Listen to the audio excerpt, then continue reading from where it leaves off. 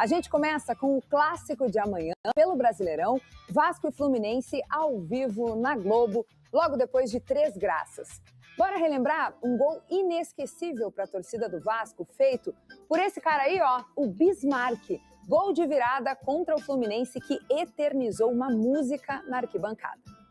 Vasco é o time da virada. A música que ecoa pelos estádios Brasil afora, principalmente em São Januário, no Maracanã, com a torcida do Vasco, né? Pegou de verdade, graças a esse cara aqui, Bismarck. Como é que é saber que foi graças àquele gol, numa virada, em cima do Fluminense, que o negócio pegou há tanto tempo atrás, né? Eu me sinto fazer parte da história. Sem dúvida que para mim foi um orgulho de ter participado e de ter sido atuante naquele jogo para que a torcida pudesse se inspirar para cantar isso.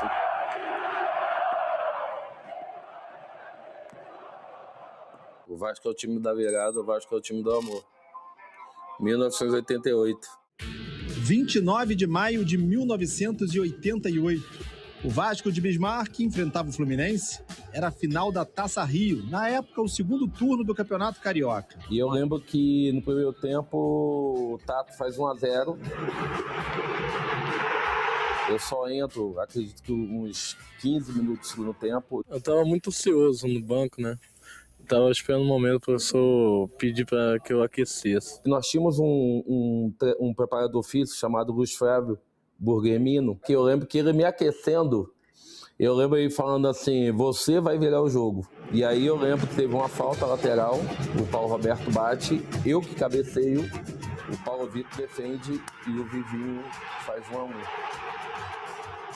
E depois, num contra-ataque, numa bola picando dentro da área, o Romário chuta, o Paulo Vitor, e quem domina e faz sou eu. Quem estava lá para conferir, você viu, ele mesmo, Bismarck, que entrou no segundo tempo, gol do Vasco, gol da vitória, gol do título.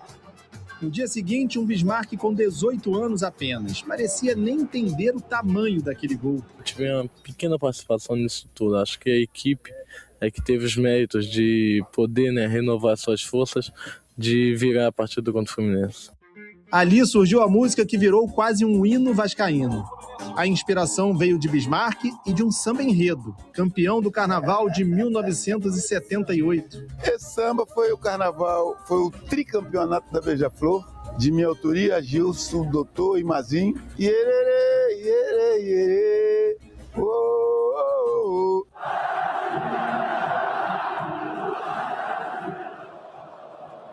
Amanhã, contra o Fluminense, Bismarck vai estar lá, como torcedor. Espero não ouvir que o Vasco é o time da virada na quarta-feira. Eu espero o Vasco sair na frente e permanecer na frente até o final.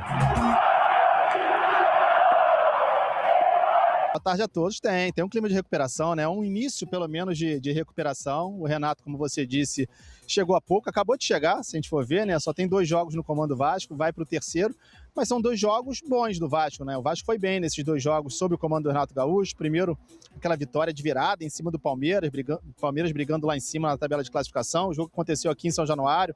O Vasco jogou bem, mereceu a vitória. E depois, agora no fim de semana, né, esse empate por 3-3 com o Cruzeiro, lá no Mineirão, um jogo em que o Vasco teve um jogador a menos durante boa parte ali do segundo tempo e mesmo assim conseguiu esse empate, estava vencendo inclusive, né? O Barros fez 2 gols, foi o cara que foi expulso e prejudicou ali o Vasco. Mesmo assim o Vasco ainda fez o terceiro gol e o empate do Cruzeiro só foi sair nos acréscimos. Então é um Vasco que nesses 2 jogos de Renato, é início sim, mas é assim um período de recuperação para o Vasco, já que era um Vasco, quando o Renato chegou aqui, um Vasco que estava muito mal na tabela, era início de Campeonato Brasileiro também, é verdade, ainda é início, mas era um Vasco que vinha mal com apenas 1 pontinho na tabela de classificação. E o Ryan, hein? Não, o Ryan é uma grande novidade, né? Inclusive uma ótima novidade, mais do que merecido aí do Ryan nessa convocação. Eu sou muito sincero, a minha opinião não é ver o Ryan, tá? Não sei se ele tá pronto ainda para uma Copa do Mundo. A gente tá falando de um jogador de 19 anos de idade, que tem menos de 10 jogos na Premier League, que é a principal competição de clubes do mundo. Um jogador que, de certa forma, ainda é inexperiente. Eu não sei se ele tem esse peso de Copa. É um jogador que, olhando para a Copa, por exemplo, de 2030, sem dúvida nenhuma vai estar pronto. E passa por essas convocações para ele estar pronto na próxima Copa do Mundo. Mas é um motivo de muita alegria. O Ancelotti, inclusive, rasga elogios ao Ryan, né? Quando perguntado sobre o motivo da convocação. Eu sou a favor daquele aquele umzinho que vai bem novinho, que sempre teve. Tipo o Ronaldo. Kaká, Ronaldo, sempre teve. E ele vai para pegar a experiência. Isso é cultural, e aí tem uns anos que isso parou de se... Faltou o Dunga levar o Neymar, lembra?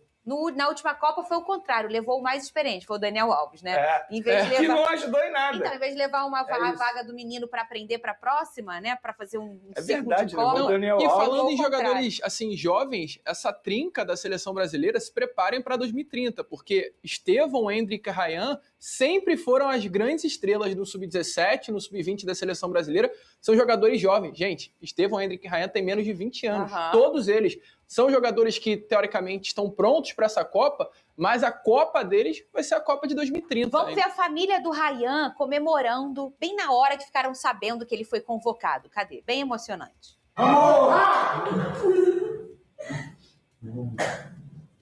Vinícius Júnior, obrigado.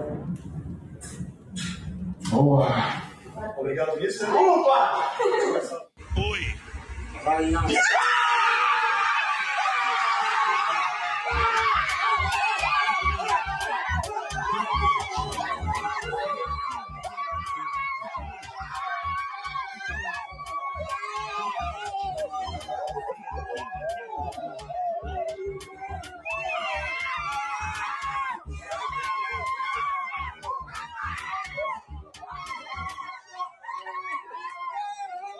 E amanhã tem clássico. Cris, agora eu tô feliz. Lucas Moretti. Perfeito.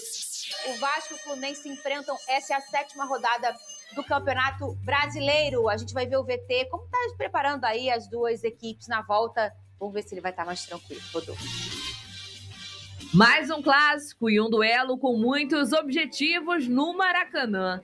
Após as semifinais do Campeonato Carioca deste ano, Vasco e Fluminense se reencontram agora de olho nos 3 pontos do Campeonato Brasileiro.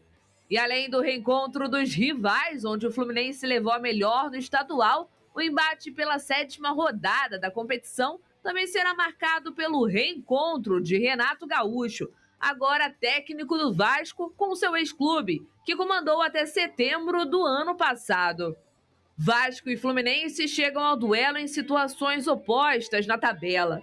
O tricolor, que briga pela liderança, está em 3º lugar com 13 pontos, mesmo número de pontos do vice, Palmeiras, e apenas a 3 pontos do líder, São Paulo. O time de guerreiros vem de uma vitória em cima do Atlético Paranaense e quer manter a constância para garantir mais um bom resultado. Já o Vasco está em 15º lugar, com 5 pontos, 2 pontos a mais do primeiro clube, que se encontra na zona de rebaixamento. Mas vem de 2 bons resultados desde que Renato Gaúcho assumiu o elenco Cruz Maltino pela 3ª vez. Venceu o Palmeiras por 2-1 na estreia do treinador e empatou com o Cruzeiro por 3-3 no último domingo. Para o duelo, Vasco e Fluminense contarão com retornos importantes. Pelo lado tricolor, o técnico Luiz Ubeldia contará com as voltas de René no lugar de Guilherme Arana e de James e Guga, que estavam no departamento médico. Isso sem falar na disputa pela titularidade do ataque, já que Kevin Serna passará por avaliação física e pode ficar disponível. Zubeldia também deve usar como trunfo uma dupla que vem dado um tanto certo nos últimos jogos, Lúcio Acosta e Savarino. O tricolor também terá à disposição seus novos reforços, inclusive 2 que foram anunciados ontem, Alisson e Castilho, a contratação mais cara da história do Fluminense. Felizes por chegarem ao clube, mas também cientes da pressão que podem enfrentar por parte da torcida. Tenho um privilégio, uma oportunidade muito grande novamente na minha carreira agora. Quero voltar a sorrir. Já voltei a sorrir, né? Que é fazer algo que eu mais amo, que é jogar futebol. Obviamente que es una responsabilidad también, es un orgullo también que un club así haya hecho esta contratación. A mí me pone muy feliz y bueno, obviamente, como te dije, feliz pero con responsabilidad, sabiendo que el club apostó por mí. Já no Vasco, o retorno fica por conta do capitão Thiago Mendes, após cumprir suspensão. Cauã Barros, expulso no último jogo, fica de fora. assim como Jair e Matheus Carvalho, no departamento médico. Reencontros com muitos capítulos, onde só um poderá sair com final feliz.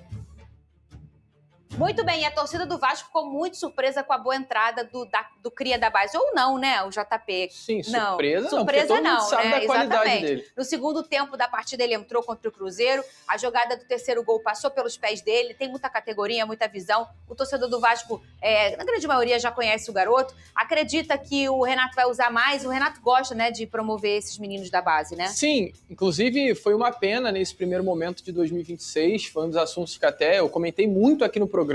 O fato do técnico Fernando Diniz não ter usado os garotos da base.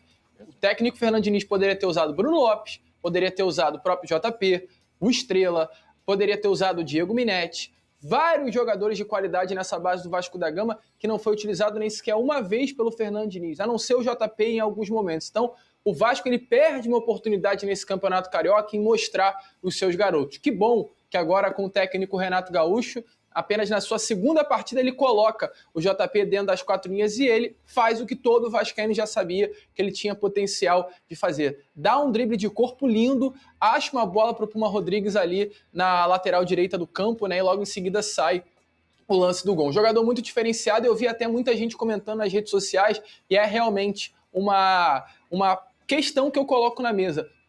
Respeitando, tá, todos os jogadores do elenco do Vasco, mas qual jogador do elenco do Vasco teria o potencial de fazer o que o JP fez naquele momento da jogada? Porque é questão de característica, tá? Nem muito potencial, característica. Será que algum jogador tinha essa capacidade? Tem de romper linhas como o JP rompeu, achar a bola como o JP achou. Um jogador jovem tem um potencial muito grande aí, eu espero.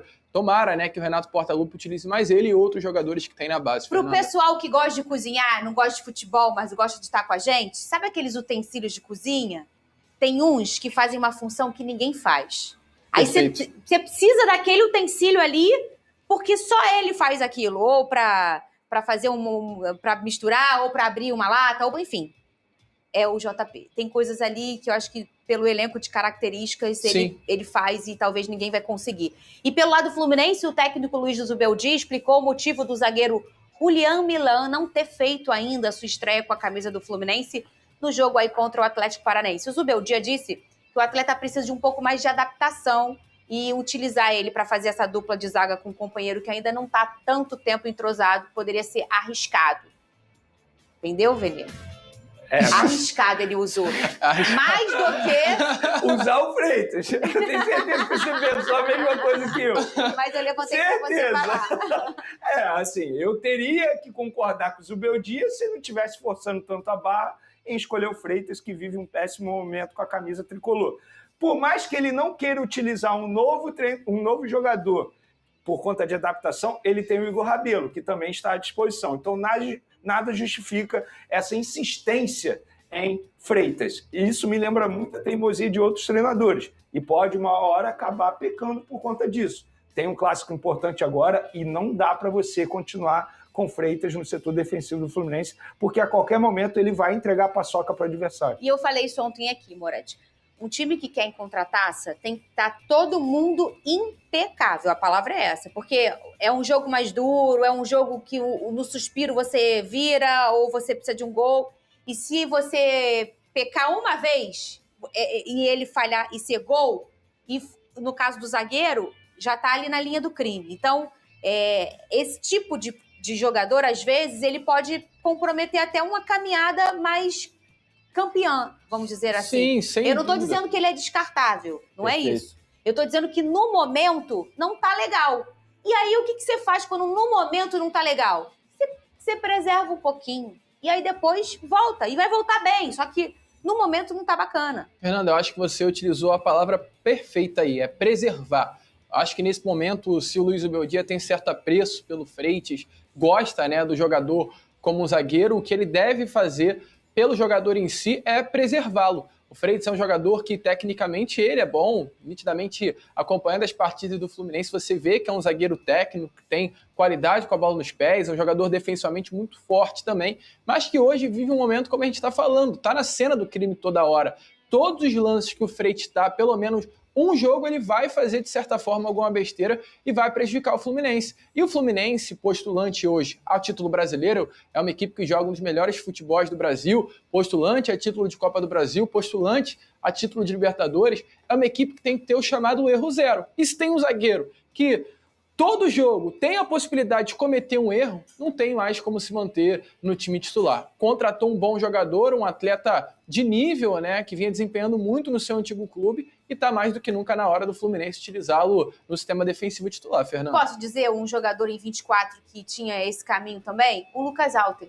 É um jogador de qualidade, saiu e performou, foi no Vitória, né? Vitória. Ficou bem no Vitória, mas no Botafogo sempre estava na cena do crime. Se você for olhar os jogos em que o Botafogo perdeu, era ele que estava na zaga. Nossa, Supercopa do Brasil. Eu lembro disso. Eu lembro. Tu lembra? Ela lembra. Eu te recordo, se quiser. Ele esteve ali na cena do crime. Aí eu falo para o torcedor, é o pior jogador do mundo? Não. Mas naquele momento, naquela situação, não deu certo, não dá, não encaixou, alguma coisa aconteceu, ou agora vão preservar, daqui a pouco usa. Só não dá, é para ficar correndo risco toda hora. Eu até entendo o Zubeldia se preocupar com o vestiário. Isso é muito importante. É tirar o cara falhou, tirar o cara no primeiro tempo, calma. Mas eu acho que já tá mais do que na hora. No último jogo, ele foi bastante vaiado. A torcida já tá mostrando. Zubeldia, não pira. A gente, no momento, quer que você guarde ele num potinho e põe outra pessoa que vai ficar melhor. Fala. Não, pra você, a gente fala tanto aqui, eu pelo menos falo tanto do Renato Gaúcho, né? Sou uma pessoa que elogia tanto o Renato. E o Renato, na partida contra o Palmeiras, em São Januário, ele faz isso com o Lucas Piton. Piton erra no lance do gol do Palmeiras, e no intervalo o Renato saca o Piton e coloca o Cuiabano. E a justificativa que o Renato deu ali é porque a presença do Piton iria prejudicar os seus companheiros, porque automaticamente toda hora que o Piton pegava na bola, a torcida vaiava. E aí você imagina, né? O Thiago Mendes pega na bola, ele olha pro Piton livre na lateral esquerda, mas sabe que se tocar a bola pro Piton, a torcida vai vaiar. Então ele vai automaticamente olhar para algum outro jogador que esteja numa situação até mais complicada para não tocar a bola pro Piton e não fazer com que o São Januário venha abaixo. E é muito caso do Fluminense. Hoje, muitas vezes, o jogador do Fluminense, o Martinelli, ele olha para o lado, vê o Freitas e talvez até evite tocar a bola para a torcida do Fluminense não começar a vaiar. Então é para preservar o Freitas como jogador e também fazer com que o Fluminense ande mais, né? Que a torcida comece a jogar junto. Então são vários fatores importantes nessa... E saindo atrás no placar, os dois jogos. Tabelinha dura, cara. Pega o Fluminense quarta, o Maracanã. Mas vai com outro astral, né? Sim. Com outro astral. Inegável, cara. O Renato mudou o ambiente no Vasco. Não, e eu me atrevo a dizer, futebol, o Felipe sabe, vocês sabem, não tem o si. Mas o Cauã, na hora que o Vasco vira, o Vasco era muito dono. Tava e aí a expulsão matou o Vasco. Eu acho que o Vasco levaria o jogo. Vem cá, não sei quem falou ontem, dia de Oscar, né, que o Cauã foi o melhor curta-metragem do domingo, né? Porque 2 gols em 7 minutos e a expulsão. Uma expulsão muito parecida com a que ele teve no jogo do Flamengo. Mas o de ontem, do Flamengo eu até dei uma criticada. O de ontem, eu vou passar a mão. Vou passar a mão na paninho. Eu vou passar pano. Sabe por quê? Porque assim, o Renato falou, mas na hora da jogada, ele vai fazer uma falta tática. Ele ia fazer uma falta tática, pelo meu entendimento. E acaba que, sem querer, ele pisa no cara. Justa a expulsão. Mas assim, fez um grande jogo, fez um ótimo jogo. E o Renato já falou. Eu vou repetir as palavras de ontem, né? No futebol a gente chama de juvenil, moleque que tá subindo agora, é garota ainda, é juvenil. Então é juvenil, o Renato falou isso aí, que ele comete alguns erros infantis, justamente por faltar experiência ainda no profissional, mas é um garoto que vai dar muito caldo pro Vasco, vai dar muita alegria ao torcedor do Vasco. E eu acho que ontem o Vasco voltou tão bem do intervalo, tão bem, que conseguiu virar o jogo, tava muito dono da situação, assim.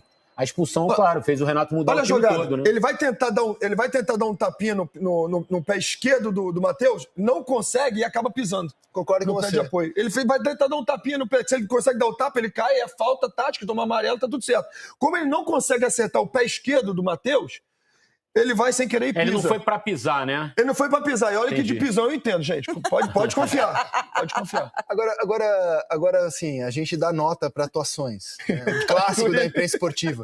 Como é que você dá a nota? Qual a nota de um jogador que faz um gol aos 6, outro aos 8 e é expulso aos 13? Tudo isso em 7 minutos. Como é que você dá uma nota pro Cauã? Eu daria 5. Eu dou nota 7 pra ele. 7 também. Porque ele foi, assim, empatou o jogo ainda. Muito por causa dele.